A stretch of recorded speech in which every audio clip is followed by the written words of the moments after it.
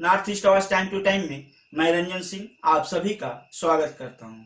आज हम अपनी खबरों की शुरुआत में ही जानेंगे कि जब कांग्रेस विधायक कमलाक्ष देवप्रकाश ने जब शंकरदेव कलाक्षेत्र में बंगाली म्यूजियम बनाने की बातें कही तो उसके जवाब में आज स्वास्थ्य मंत्री डॉक्टर हिमंत बिश्व शर्मा ने क्या कुछ कहा।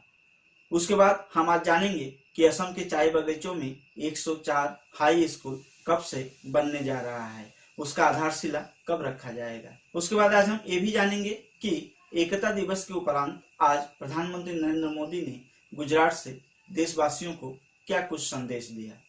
साथ ही असम और मिजोरम सीमा विवाद से जुड़ी हुई खबरें भी हम जानेंगे।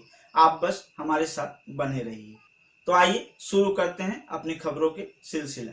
राज्य भर में शंकरदेव कलाक्षेत्र विषय को लेकर कुछ दिनों से खबरें जोरों पर है। कोई कह रहा है कि शंकरदेव कलाक्षेत्र में नीला लुंगी रखेंगे, तो वहीं कांग्रेस विधायक कमलाक्ष देवप्रकाश ने शंकरदेव कलाक्षेत्र में बंगाली म्यूजियम बनाने की भी बातें कही। आज विधायक कमलाक्ष देवप्रकाश का जवाब देते हुए असम राज्य के स्वास्थ्य मंत्री डॉक्टर हिमंत बिश्व शर्मा ने क्या कुछ कहे, आइए पहले हम वो सुन लेते हैं।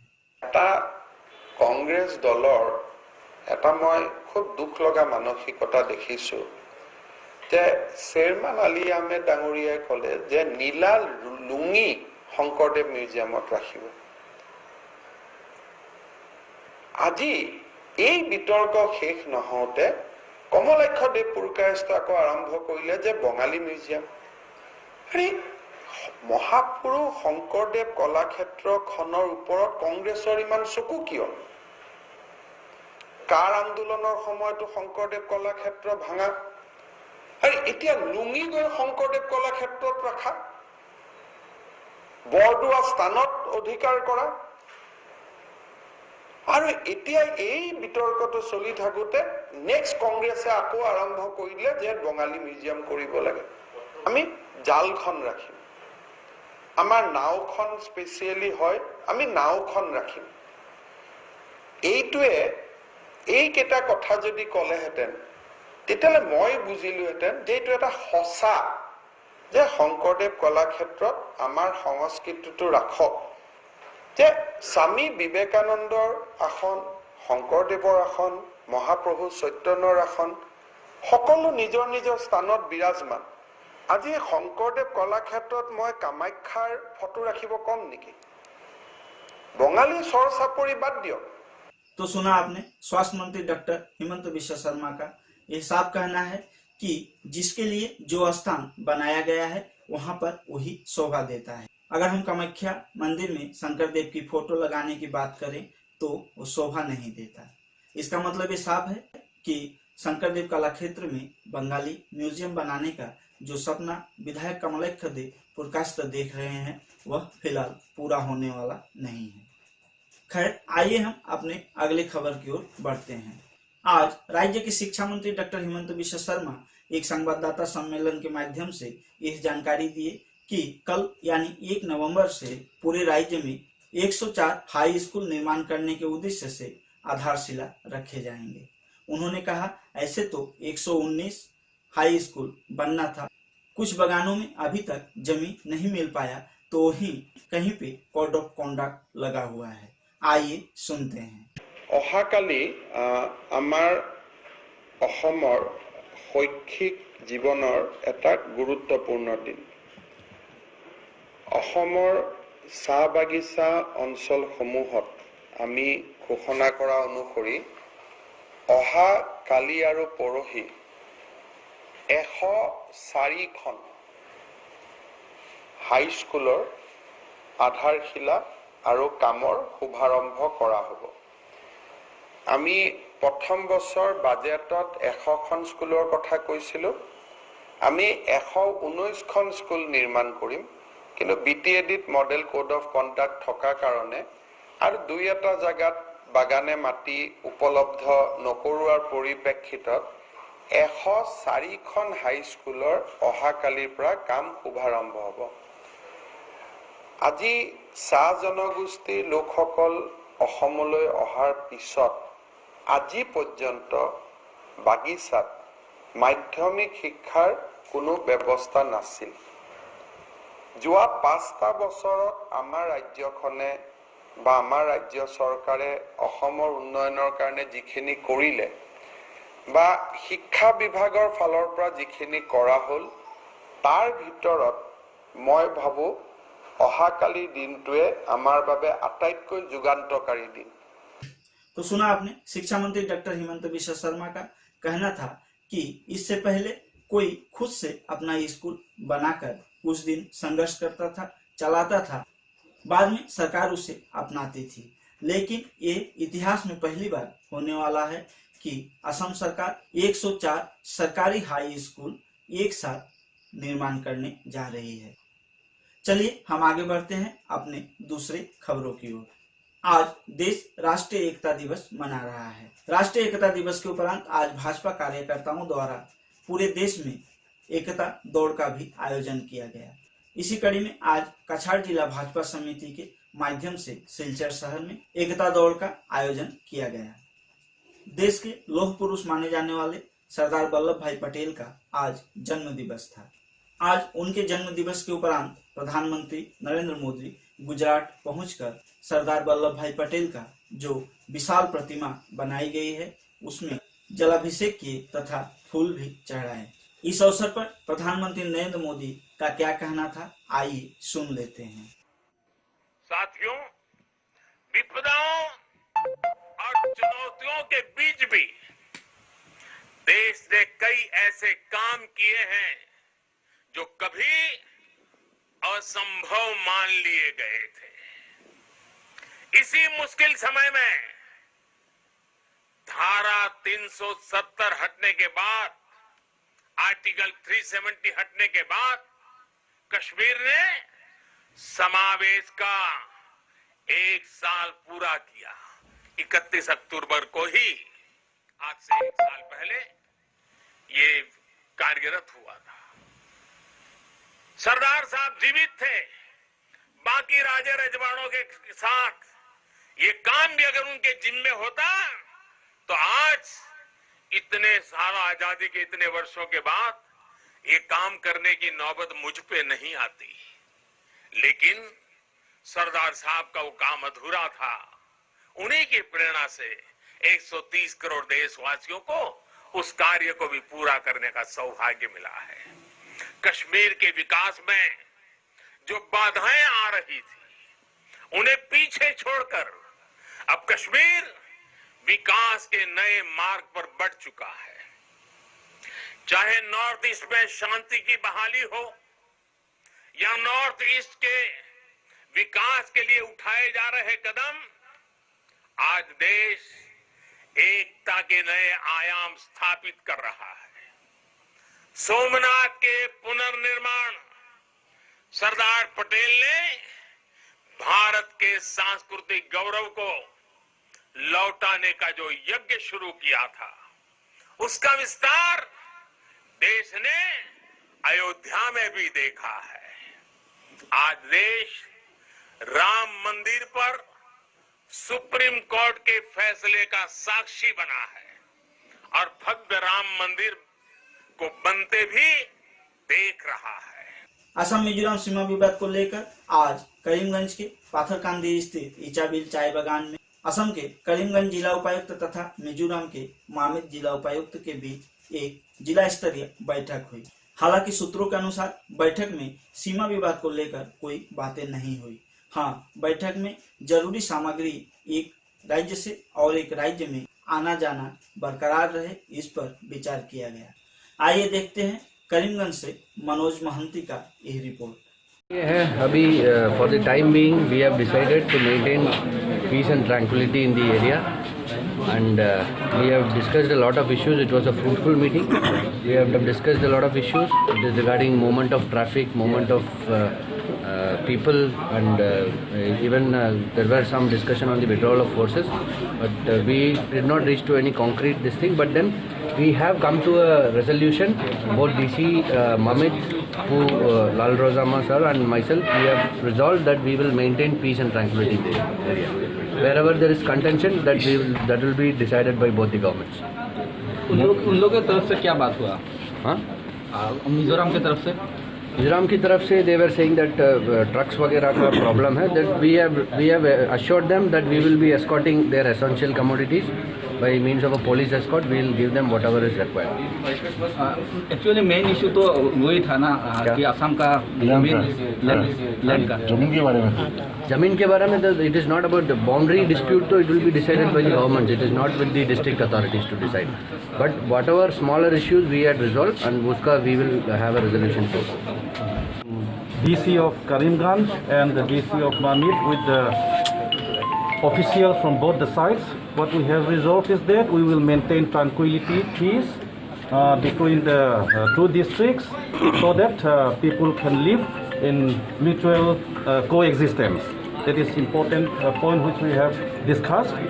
And also regarding traffic movement, movements of vehicles and people carrying essential commodities, medicines, and other things, materials should come to Mizoram from Assam, and there is no fear for the vehicles. They should not fear anything within the Mizoram side. That we can guarantee. So we are talking about the free flow of traffic movement between the states. और जहाँ पे यहाँ पे देखा गया है कि वहाँ पे फोर्स डेवलपमेंट हुआ है, ये फोर्स क्या That is for the peaceful tranquility maintained at the areas. यहाँ पे तो देखा गया है, यहाँ पे तो पीस ही है, करीमगंज का जो बॉर्डर है उसमें Because of their deputation, there is peace. So we will continue to deploy our forces there, since it maintains peace and tranquility in the area. Isn't Udro the forces? Assam is saying that the Mizoram is captured Assam land. Whether land will be What they said, I do not know. But we are in our state, within our state. So everything is done within our state. Survey India report. According to the Survey India report, there that this land are captured by Mizoram is also Assam's land. See. Those things will be discussed at the higher levels and at the appropriate time. Okay? At the appropriate time, those things will be discussed.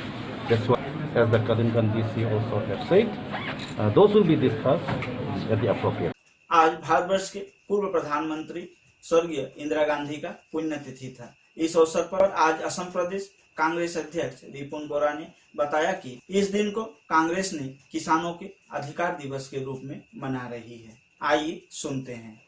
ভাৰতবৰ্ষৰ প্ৰয়াত প্ৰধানমন্ত্ৰী ইন্দিৰা গান্ধী আজি মৃত্যুদিন আৰু এই মৃত্যুদিনটি আমি নিখিল ভাৰত কংগ্ৰেছ কমিটিয়ে সমগ্ৰ দেশব্যাপী আমি পালন কৰি আহিছোঁ আৰু সেই উপলক্ষে আমি অসমতো আমাৰ অসম প্ৰদেশ কংগ্ৰেছ কমিটি বিভিন্ন জিলা কংগ্ৰেছে বিভিন্ন ব্লক কংগ্ৰেছে এই দিৱসটো আজি পালন কৰে আৰু সেই উপলক্ষে আজি ডিব্ৰুগড় জিলা কংগ্ৰেছ কাৰ্যালয়ত আমি আমাৰ এই প্ৰিয় মহান নেত্ৰীগৰাকীৰ প্ৰতি আমি শ্ৰদ্ধাঞ্জলি জ্ঞাপন কৰিছোঁ আৰু আজিৰ দিনটোত আমাৰ নিখিল ভাৰত কংগ্ৰেছ কমিটি একেলগে আজি চৰ্দাৰ বল্লভভাই পেটেলৰ জন্মদিন আৰু আমাৰ প্ৰয়াত ইন্দিৰা গান্ধীৰ মৃত্যুদিন দুইটা মিলাই আজি কৃষক সুৰক্ষা দিৱস হিচাপে আমাৰ নিখিল ভাৰত কংগ্ৰেছ কমিটিয়ে আহ্বান কৰিবলৈ দিছে যে যিটো বিজেপি চৰকাৰে যিটো কৃষকসকলৰ বিৰোধী যি তিনিখন আইন অসাংবিধানিকভাৱে পাছ কৰিলে তাৰ প্ৰতিবাদত দেশজুৰি আজি বহুদিন ধৰি আন্দোলন চলি আছে আৰু সেই আন্দোলনৰ অংশ হিচাপে আজি সমগ্ৰ জিলাবিলাকত আপোনাৰ 2 ঘণ্টাৰ কাৰণে এটা অৱস্থান ধৰ্মঘট আৰু অন্বেষণ কাৰ্যসূচী দিছে। এই মহান নেত্ৰীগৰাকীক শ্ৰদ্ধা জনাই আমি আজি সেই কাৰ্যসূচীত অংশগ্ৰহণ কৰিবৰ কাৰণে আমি এতিয়া আগবাঢ়িছোঁ। आज भारत में पहली बार गुजरात के नर्मदा नदी से हवाई जहाज उड़ाया गया, जिसका पहला यात्री भारत के प्रधानमंत्री नरेंद्र मोदी बने। आइए देखते हैं।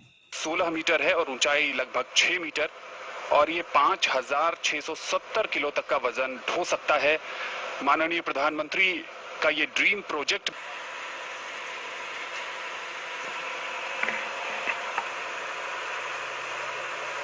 अलग है।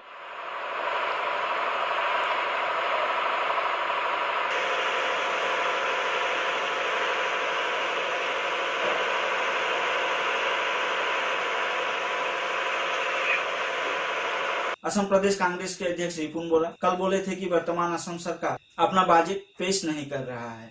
उसका जवाब देते हुए आज राज्य का वित्त मंत्री डॉक्टर हिमंत बिश्व शर्मा ने कहा कि प्रदेश कांग्रेस अध्यक्ष रिपुन बोरा अपने एक प्रतिनिधि दल उनके पास भेज दे, खुद डॉक्टर हिमंत बिश्व शर्मा को ही बुलावा दे तो वह सारे बजट दिखाने के लिए तैयार हैं। যোৱাকালি আমাৰ প্ৰদেশ কংগ্ৰেছৰ সভাপতি ৰিপুন বৰা ডাঙৰীয়াই কৈছে যে অসমৰ বাজেট ইমপ্লিমেণ্ট হোৱা নাই। মই আশা কৰিম যে তেওঁৰ প্ৰতিনিধি দল এটাই কংগ্ৰেছ দলৰ প্ৰতিনিধি দল এটাই যদি মোক সাক্ষাৎ কৰে, মই প্ৰত্যেক বছৰৰ বাজেট উলিয়াই এখন এখনকৈ মই দেখুৱাই দিম যে কেনেকৈ 90% প্ৰতিশ্ৰুতি আমি ৰূপায়ণ কৰিছোঁ।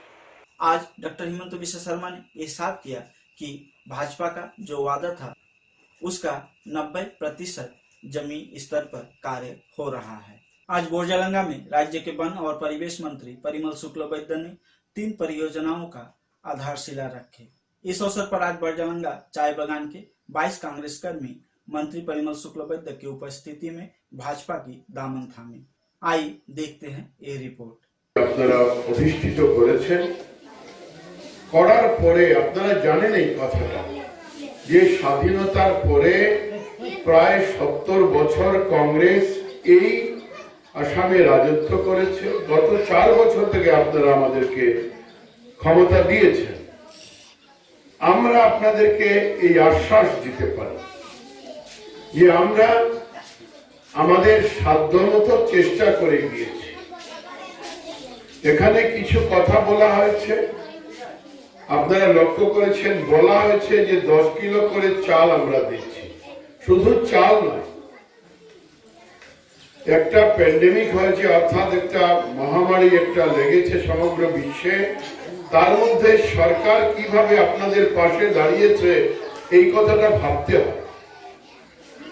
আপনাদের ভাবার প্রয়োজন আছে। 70 বছরে আপনারা এভাবে সরকারকে পাশে দাঁড়াতে দেখেননি। আপনারা এখানে বাগানের অনেক শ্রমিক আছেন, আপনারা 70 বছরে আপনাদের অ্যাকাউন্টে কেউ 1 টাকা পাঠায়নি, কিন্তু এবার আমরা বাগানের শ্রমিকের অ্যাকাউন্টে ধনমেলা করে যারা পার্মানেন্ট শ্রমিক তাদের অ্যাকাউন্টে আমরা 5000 করে টাকা পাঠিয়েছি। আমরা শুধু ধনমেলা করে টাকা পাঠিয়েছি এই কথা নয়, আমরা যারা বাগানে গর্ভবতী মহিলারা আছেন তারা যাতে কষ্ট না পান তার জন্য 3 মাস যাতে ঘরে বিশ্রাম করতে পারেন, সুন্দর স্বাস্থ্যবান সন্তান যাতে পৃথিবীকে উপহার দিতে পারেন, তার জন্য আমরা 12,000 করে টাকা গর্ভবতী মায়ের অ্যাকাউন্টে পাঠিয়েছি। তার কাজ আরম্ভ করেছি। फ्रांस को लेकर प्रतिवाद सोनाई में थमने का नाम नहीं ले रहा है। सोनाई में आज फिर फ्रांस के विरुद्ध में एक रैली निकाली गई। आज सोनाई में वाईसी फैंस क्लब के पहल पर करीबन 500 लोगों की उपस्थिति में एक रैली निकाली गई, जिसके माध्यम से फ्रांस के राष्ट्रीय ध्वज तथा फ्रांस के राष्ट्रपति का पुतला भी जलाया गया। आइए देखते हैं।